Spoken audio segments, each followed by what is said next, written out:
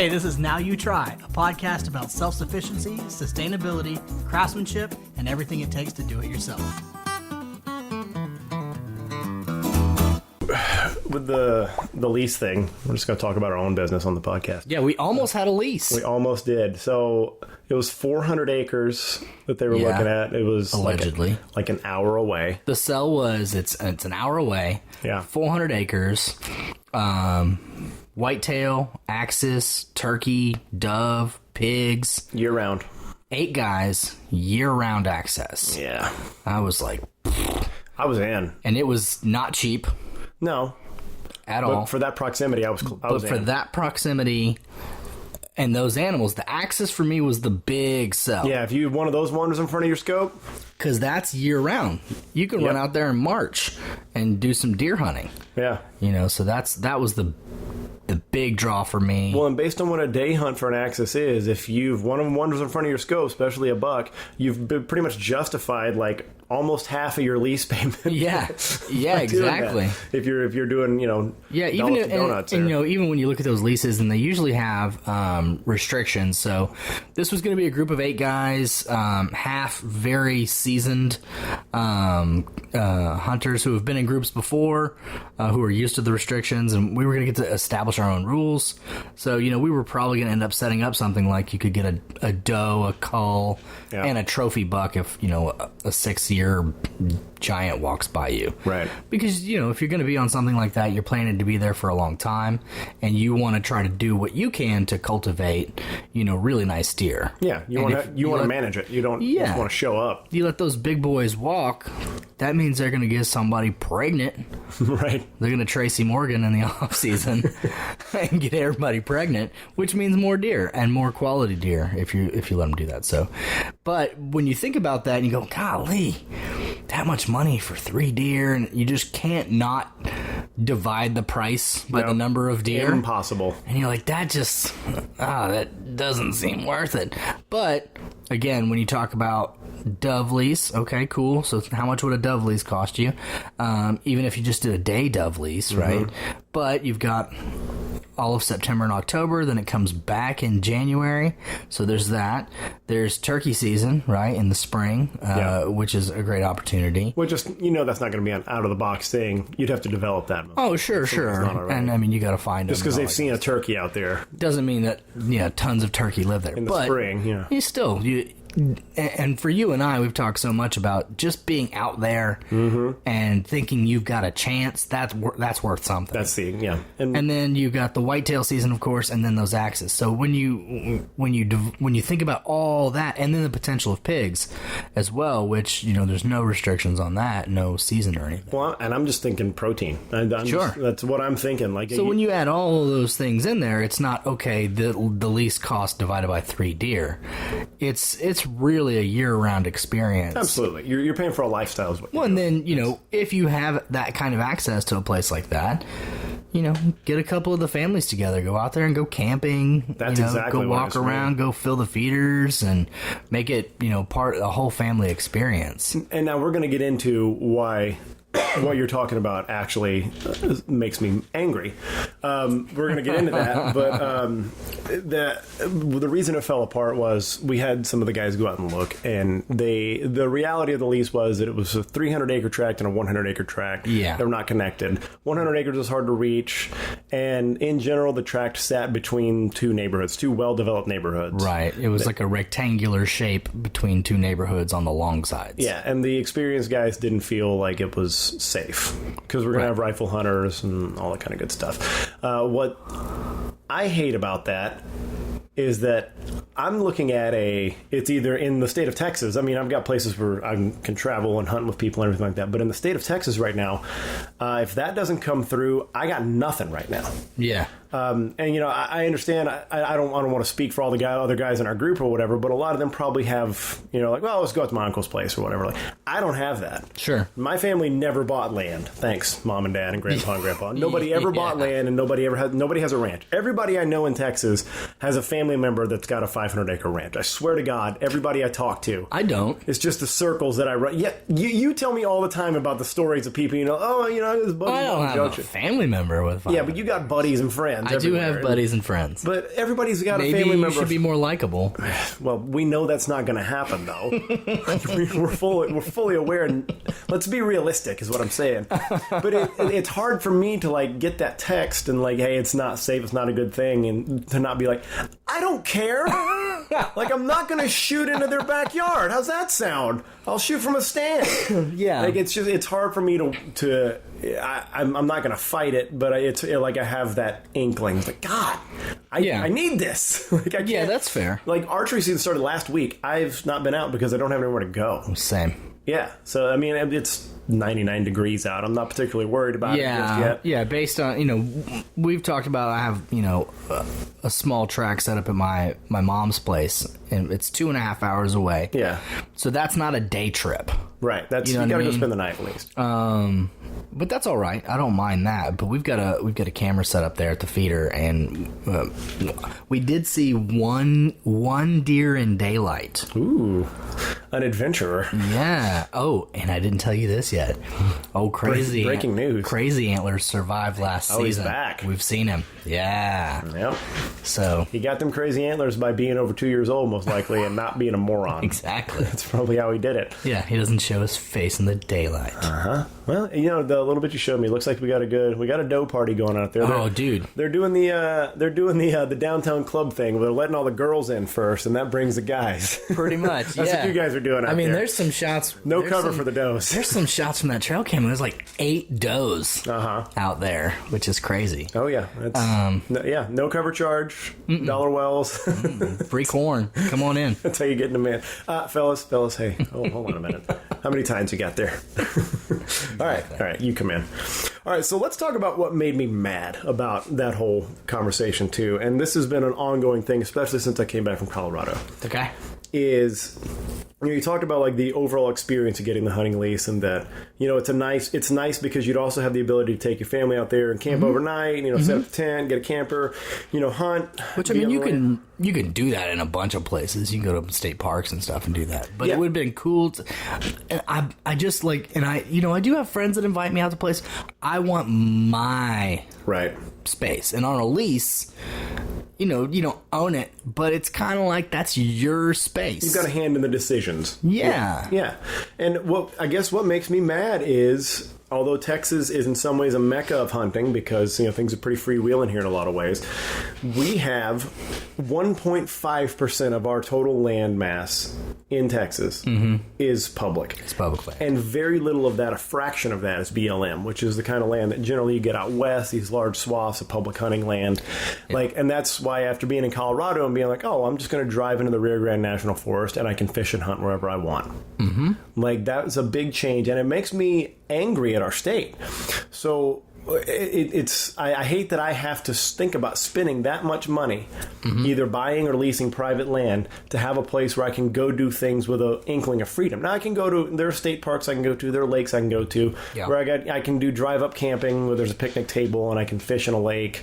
There's, and that's great. That's all good stuff. But there's no true feeling of like, hey, you walk in and you're in a wild place. Right. It's just not. Like, we live near Granger Lake. It's not really a wild place. It's a very tightly managed lake. It's it's the U.S. Army Corps of Engineers, and it's close to civilization, and it's picnic table camping, all that kind of stuff, boat ramps everywhere. So it's different, and I continually come back to Texas, and I'm irritated by it. So I really started looking into why. Why are we this way? Like when you wake up in the morning, you look money. Like, why am I this way? Well, in the long run, yeah, but it actually has something to do with slavery. Believe it or not. See, so I'm going to tease in the idea of the... Interesting. So I won't go completely history lesson, except that I will a little bit. But so when we were property of Mexico, like early 19th century, there was a problem with, at first Mexico was welcoming in U.S. settlers because it's great. These are people that are settling, and then we can tax them and all that kind of good stuff. Yeah. And but eventually slavery became a bone of contention because in the 1820s, 1829 or something like that, Mexico outlawed all slavery. They were they're one of the countries that, you know, kind of in that era early adopted, like, no, it's not good. Like, you know, good call, Mexico. But obviously by that time we had not. And Texas was full of pretty pro-slavery sentiment. Yeah. So that eventually started curtailing to where they were then actively discouraging and then not allowing United States citizens to move into Texas. They were to settle into Texas. They weren't allowing that anymore. So fast forward, when we, after the Texas Revolution, we gained our independence. You know, we were a slavery state, and because we'd had this kind of contentious western border, there was a lot of issues with the United States annexing us. It wasn't a clear-cut thing of like anybody wanted to annex Texas. They wanted to think about bringing us on as a territory. So that was that weird decade where we were basically our own country. Yeah. After Mexican independence, we were our own country. So again, fast forward, when it's finally time to annex Texas, we bypassed the whole territory thing that a lot of states do. And the territory thing is important because the territory is basically saying you're owned by the United States government. That's an owned piece of property. That's your territory. Right. You know, like Alaska was that for a while. And, sure. You know, like Puerto Rico is still technically that. So, yeah. You know, you're owned by that. So thus that's federal land. We skipped over that completely. So one of the reasons, like you said, money, a lot of that has to do with mineral rights. We're an oil-rich state. So there was one of the deals made when we became a state was that Texas maintains control of its land and it does not become federal land for the most part. It doesn't become federal. So in other states, it started as federal land. BLM handles a bunch of it, and they parcel it out to be private land. Sure. And that's, you know, it's handled. We started off completely private, and that was accelerated by oil interest. Yeah. That obviously, like, you know, that's what makes the world go round in Texas. If you don't live here, it's hard to understand. That makes the world go round here. I've got an oil pump derrick tattooed on my arm. Right. And you're not even in the oil industry. It's just that's just what we do here. Yeah. That's part of who we are. So it makes the world go round. So that's a big part of it, is that we never had that culture of, hey, okay, we're a territory, and now here's how we're going to divide it up as a state. So we jumped into statehood super fast, but maintaining that control. And we're the only state that actually did that. We came over with all of our liabilities, meaning all of our debts and everything that we had from all the border wars we'd had with Mexico and everything. We came with all those debts. We came with all those, and we brought those into the federal government. So nice. Hooray for us. And but we also came in with complete ownership of our own land. So that's how we got here, this private ownership state. And there's, you know, you got to think, you could say, like, okay, let's, you know, maybe 100 years ago somebody started advocating and saying, like, let's say at the time Teddy Roosevelt was in office, that we started advocating for more Texas private land. Good luck. That's an uphill battle to go from private to public. Yeah, what you're going to have to do is have people die off and deed their land to the federal government. And in Texas, again, a deeply red and independent state. Yeah. Good luck. Good luck. Having people sign their, you know, will and testament over, oh yeah, just give it to the federal government. Sure, things will go well. No, they're more likely to give it to a university or even the state first. No, you're absolutely right. They are. Before they get over to the federal government. Or an energy company Or an energy company. more likely that. Yeah. Well, they already got the mineral rights, so I'll just give them the rest of the land. Sure. I'll sell it to them before I die. Yeah, so that was interesting. It was an interesting dive for me to figure that out. And, you know, there's so... It obviously gets it rustles my jimmies, because I hate that, you know, I've been on public land and I've seen it, and then we have to deal with that here. It's whatever, you know. I remember listening to, I think it was the director of Texas Park and Wildlife, or their media director, saying, like, oh, Texas is proudly private. I'm like, shut up. Like, yeah, all the people who have all the private land. Yeah, they're really proud of it. Yeah, but have you ever tried to buy a day lease somewhere? So they're real proud of it, and that's where that's leading, because, you know, that whole thought, that's exactly right, is the prices in Texas to have a place to hunt are getting out of control. Yeah. It's becoming, we've joked about it before, it's becoming a rich man's endeavor in Texas to find a place to hunt freely. Yeah. To not just buy a day hunt and go out, or, like, you know, hope to have a buddy that has something. If you don't have that, you better have some money. I mean, even a day hunt, you know, you see people on, you know, these Facebook groups will post, you know, oh, you know, meat doe hunt, you know, $400, $500. That's standard. That's standard. Man. Yeah. That's a bunch of money. And that's a lot of dollars per pound for meat, if that's what you're selling it as. Exactly. That's a high dollar per pound. That's way higher than beef cattle. Yeah. I mean, so what are we doing? Yeah, if you're pulling 40 pounds of meat off of that thing at $40 or $400, yeah, you know, that's $10 a pound. Yeah, so I mean, I'd be before you pay processing. I'd be eating tooth powder if I was paying that much. Yeah. I'd be grinding up bones at that point. So, and just to give like a sample, like, you know, I don't like to throw around numbers too much, but in Central Texas where we are, which is, you know, obviously there's a population center in Austin, and there's hill country around us, but we're near a population center. To find a place that's within 2 hours of you. And I'm not going to do things in dollar per acre because I feel like that's not as relatable if somebody's listening in a place where they don't live in giant tracts like us. But let's say if you wanted to Or get... if they live in California where dollar per acre is much, much higher. Yeah, like $1 million. Yeah. That's before there's a house on it. But, you know, if you're looking for a hunting lease and you want a place, like a reasonable place, you want to like 500 acres or something like that, you need to be ready to pay anywhere from $5,000 to $10,000 a year to get under 2 hours from where you are generally. It's a huge exception to find something within 2 hours of Austin that's going to be sub $5,000. And usually you're going to run into things just like we saw with this lease that we're looking at. It's like, oh, well, it's also backs up to a preschool. Sure. You know, or like, oh, well, you know, there's also a fire that never goes out on it. But I don't know if that's a big deal for you. Well, you've got to get an hour and a half before you're really in some space where there's not a lot of people. That's right. Yeah. I mean, we're not Houston, but we're pretty sparse. You know, Houston's a sprawl. There's no zoning. It goes on forever. It's like there was a map somebody put up recently that showed, like, whenever somebody tells you, like, hey, it's just a quick drive across town in Houston, they overlaid the Houston, technically one of the boundaries of the Houston metro area, and they overlaid the state of Connecticut on it, and they're the same size. Like, when you tell somebody, like, it's just across town. Yeah. But yeah, that's what we deal with. It's like the scale in Texas, even in Central Texas. Here, and it's interesting, you know, we're talking about, oh, you got to get an hour and a half, you got to get 2 hours. Here in Texas, we measure distance by time. That's right. It's an hour drive. You've heard us do it. We've been doing that on here. It's like, it's within 2 hours of here. Yeah, people are like, but in 2 hours, I'm 2 states away. No. No. Not here. You're a county away. Yeah. 2 counties away, basically. Like, why do people make such a big deal about going from Austin to Dallas? Because it's 4 hours. Because it's a chunk of your life.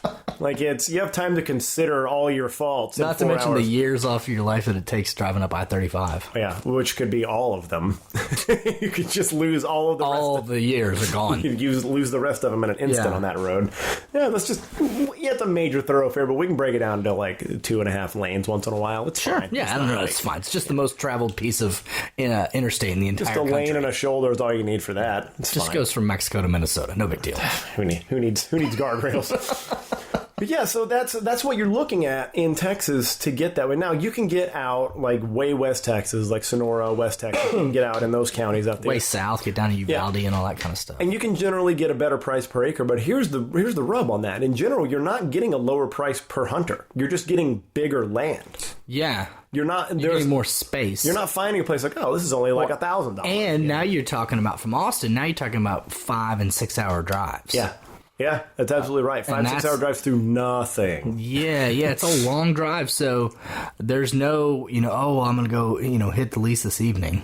No, there's not. Right. That's a minimum of a 2-day commitment. Yeah, it's a weekend. And that gives you 2 sits, right? If you drive out, if I was to leave right now, I could be, let's see, it's almost noon. If I left now, I could be like my buddy's place who lives west of Junction. I'd be there in time for an evening sit. I'd get up and sit in the morning, and then I'd have to rock and roll to be back, by dinner tomorrow. Right. So you'd have to portion out a weekend to get more than a couple sits. Yeah, and if I'm going to sleep a little bit, I'm talking about 10 hours of driving.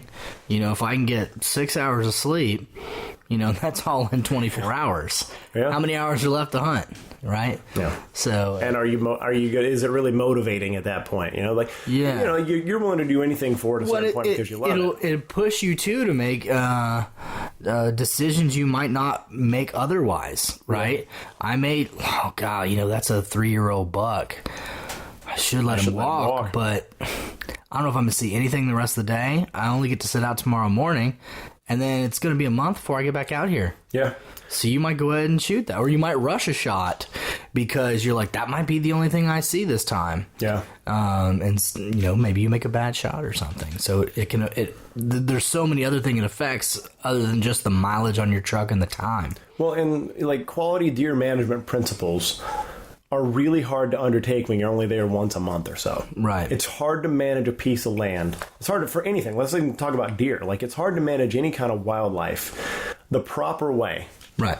To do that when you're out there once a month or less. And I think that is what sometimes leads to the cultural problem that we've talked about in Texas sometime of the good old boy recreational, I just shoot kind of hunter that we have in spades here. And they exist everywhere. Don't get me wrong. I've traveled enough and those guys exist everywhere. But I've noticed there's a much higher proliferation, a higher percentage of hunters here that are I just want to show up and shoot kind of guys. Because of that. How realistic is it? There's not like, it's not like Pennsylvania where it's like, well, there's a million farms between me and there, and one of them is a place where they're probably going to lease off some land. Like, there's not. Especially when you go out west, you're dealing with less and less farmland now, and you're dealing with more and more oil and industrial land when you get out that way. And they got no interest in having you out there shooting a gun. Not at all. There's a big tract right next to this neighborhood that's owned by a crushed stone company. And I guess if I had to put a ballpark on it, I'd say it's probably 750 to 1,000 based on where they're putting their borders. When you look at the topo, Acres. Acres. Yeah. What did I say? You just didn't. No. You said 750 to 1,000. Yeah. It's a million of units. It's 1 million quarter acres. Wait, what? What has that? I didn't listen to a podcast to do math today. Yeah. But yeah, it's a big... Today's word problem. You're a crushed stone company. You have 500 watermelons. Wait, what? Why do I have watermelons I'm making gravel. Yeah. So they've got a lot of land out there, and it's posted up all over, no trespassing. It's fenced off. It's not a place where people can go and hunt. I mean, it's just, they have no interest. What's in it for them? They're not, they make another like $500 off of a hunter, or maybe they make another 5,000 off a bunch of guys coming in there. But it's a bigger liability for them to have hunters all over the place. Yep. It's a bigger pain in the butt. It's another thing they got to do without running a giant company. And it's a bunch of land they're not even using. They're going to quarry at some point in the future, or they're going to build out or sell off, parcel off at some point in the future. So that's another thing, is a supply and demand problem that's happening. Look, they're not making any more land. Nope. So land generally only appreciates in value in the aggregate. And add to that is that there's less and less available for small farmers, for individual owners, for residential, or for recreational people. And this is kind of some insight I have from the recreational and ag real estate business, is that it's becoming more and more common that as these older landowners die, they abut next to industrial, commercial, or oil land, anything like that. And the first people that snatch those up are those little tracts, those 100-acre tracts, those 600-acre tracts. That it's those companies that abut up next to them, because it's basically a nothing cost for them to do that. Yeah. So they're grabbing that up. And they'll go in and they'll overpay asking and absolutely outbid everybody. And they got their own agents. They got their own brokers. And a lot of times they'll hear about that before you do. Absolutely. Those end up being like pocket listings. Absolutely. That never even hit the market. And there's honestly a certain kind of listing that a broker can put you under too. That's like, hey, I'm going to bring you a single buyer. I'm just bringing it's an exclusive single buyer thing. I'm going to bring you a single buyer, and I only get paid my commission if this buyer buys it. But everybody is on the up, knows, wink, wink, nudge, nudge. This is the guy we want to buy it. Right. This is one. But I'm going to bring you this one, but I'm only getting paid if he gets the thing. But I'm only bringing you one buyer. So that's the kind of stuff that's happening out there, and it's getting harder and harder. So it's just basic economics. The demand is staying static or going up, depending on if you're looking at hunter numbers or if you're looking at the number of licenses or all that kind of stuff. In general, we're pretty static. Some years goes up, some years goes down, depends on if you're looking at archery, rifle, all that kind of stuff. But in general, we're holding pretty steady. And in some areas of the country, it's going up. But the demand, the supply of land is going down. So basic economics, the price is going to go up. Yep. And it's going up and up. They can charge more because where else are you going to go? Where else are you going to go? That's right. Especially in a state like this. There's not a neighboring state I can jump over to. Unless I want to go, hunt alligators in Louisiana or want to gig frogs. I guess. Well, even Louisiana's 6 hours away. Man. Yeah, right. We're in the like I said, when I did that Colorado drive, it was I went 10 hours and I was still in Texas. Yeah, and it's then the last 3 hours were in I got to see the corner of a couple of other states. Yeah, you're New Mexico, Colorado. Yeah. All right, we're done. Here we are. And so, do you keep up with BHA, the backcountry hunters and anglers? Not like fervently. Yeah, I mean, they're a great organization. They like defend land rights, and they're pretty concerned with the West, of which we're technically a part. But even they, like, there's no initiative here. There's no push. Because there's nothing they can do. No, there's not. Like, unless you have trillions of dollars and you can buy up huge tracts of land and turn them into public land, what do you got? And then you're competing, again, you're competing with oil interest and energy interests. That, I mean, hell, you're even competing with renewables now. For people would rather put windmill farms than hunting lease out west. What's going to make you more money? Yeah, windmill farms. Windmill farms for sure. Yeah. Although, what if I could put a tree stand up in a windmill? In a windmill. Yeah. Yeah. Just attach it like 100 feet. Yeah. See, I think that's the next big industry. But you have to time your shot like perfectly. you got the blade coming, so you have to just pick it out. You really want low wind in that situation. Indeed. So yeah, I wish there was, if I were a more motivated man, I'd probably start that advocacy group and do that and try to push for that. But it's hard to know where to start in the state of Texas. Like it's really tough. I mean, yeah. Yay capitalism, right? Right, yeah. It's hard to argue. Hey, so I know you make millions of dollars a year, pulling oil out of the ground here. Yeah. But what if I told you could make thousands of dollars a year by letting people shoot deer? What if I told you could make a tenth of what it's worth once, and then kids could come camp on it forever? Huh? Yeah, right? But it's a tax write-off. It's like, yeah, that's more than the gas in that's less than the gas in my fleet. Yeah. This year, so I'm good. Yeah, exactly. No, it's hard, man. I would love to be able to advocate for it. It's just, it's hard to know where to start. And, when you got groups like BHA that are really like fierce defenders of public land, they do this great thing where they're like fighting for landlocked land in the West, where there's public land where the I've heard about that. Yeah, public land is kind of landlocked. It's boxed in by private land. Yeah, you can only. So it's like the state owns this, the government owns this, but nobody can get to it without trespassing. You can't get to it. Yeah, or unless you got a helicopter, and then you can drop into it. Oh, sweet. And if you got a helicopter, you probably don't need to be hunting on public land. You probably got private land that you can go to. Yeah, that you can helicopter hunt out of, asshole.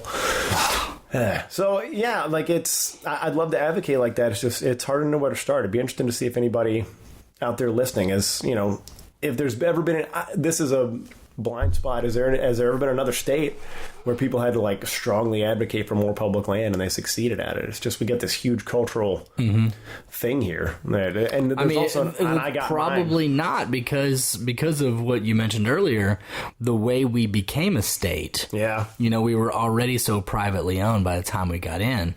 There was no, nobody had to go out and try to buy federal land away from the U.S. government to make it private land. Right. We showed up and it was all private. Yeah. For the most part. Texas already had it all, basically. Yeah. And everybody else, either went through a colony situation right. or a territory situation. Yeah. Well, I don't know, man. I hate just the idea that I have to, in order to enjoy public land, I have to travel to other states. Because I love this state. I love living here. I love the culture here.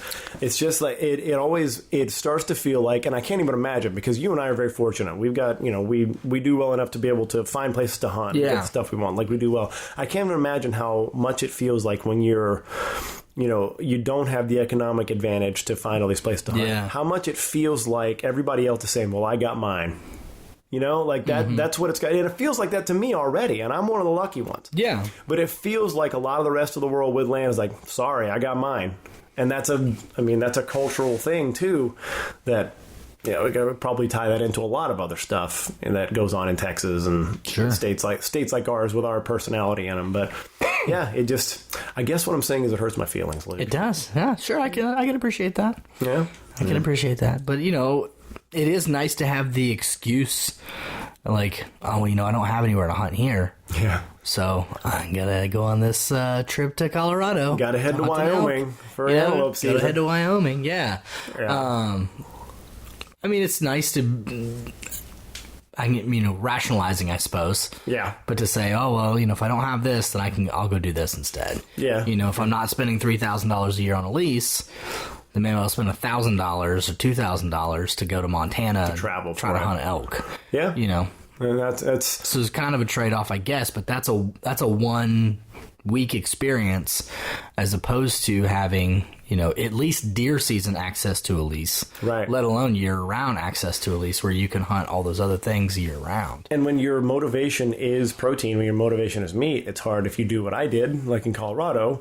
You spend that whole week, amazing experience, but you come back with nothing. Yeah. You have that when you're putting all your eggs in that one basket or that one set of antlers, I guess. When you're putting all your eggs in that basket, you can come back empty-handed and have a freezer that's not full. Like having access to a plentiful, more accessible species like the whitetail is super important. And it's, even... I mean, I could go off on a whole tangent about the whole axis and feral hog thing, too. Is like these are plentiful... invasive species, but now in Texas we've capitalized those as well. We've turned those into cash cows. I got a hog problem. Y'all pay $400 and you can come out here and shoot them. Yeah. Do you charge the exterminator to come to your house and kill the bugs? Like, well, I got a lot of roaches, but they're trophy roaches. Like, I understand. Trophy roaches. Trophy roaches. Look at the antenna on him. Reaches all the way around 90 degrees. Lodging is taken care of. No trophy fee. Y'all come get these roaches. No trophy fee. Yeah, that irritates me a lot. They're invasive. People charge you to come hunt hogs. I understand they have a cost of doing business of existing. To run your ranch, you need money to do that. Yeah. So if you can find a way to make money, I guess good for you, but... Well, and that speaks to another whole... Again, it's one of those things you can do a whole episode about, is especially with farmers, not especially beef ranchers, because that's always in flux, but with farmers, they're getting bullied around and beaten up by the bigger guys. So they have to... Smaller farmers, smaller to mid-sized farmers, they're getting beat up. Yeah. I mean, so if you got to find another stream of income. Yeah, you got to find another avenue. Charge people to come shoot pigs. You got an extra house out there, you can create like a hunting lodge situation to come shoot pigs. I guess people are into it, man. But that does reinforce again the rich man sport part of it. Sure, it really does. Like it would be, if there were a way. That's the nice part about the public land thing, is it's a great equalizer, man. Like when I was up there on that mountain, there are people that are showing up there with $25,000 ATVs, and then there are people like mountain biking. It's a great equalizer. It comes down to, hey, do you know how to hunt or don't you? Sure. It's not a bank account comparison when you get up. Yeah, and then the flip side of that is a private South Texas ranch where you show up. An hour later, you're in a blind with a guide who points your gun, southwest, and he says at 5:45 there will be a 12-point, 6.5 year 175 B&C. Walk right out behind the and there he is, and pull. Yeah, done.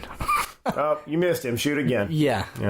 All right, let's go get him. Where you got the other guy sitting off, 25 yards to the left in another stand. Yeah. 1, 2, 3, pow! Oh, you got him! Way to go! Yeah, that was loud.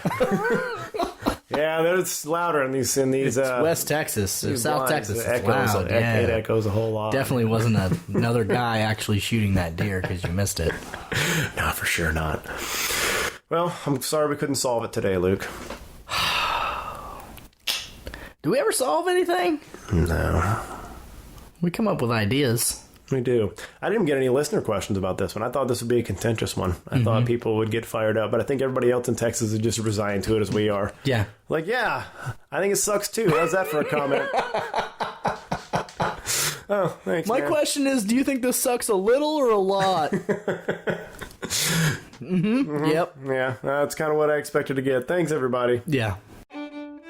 Thanks for listening to the Now You Try podcast. Check out content related to this episode and all other episodes, or contact us with questions at nowyouTry.com.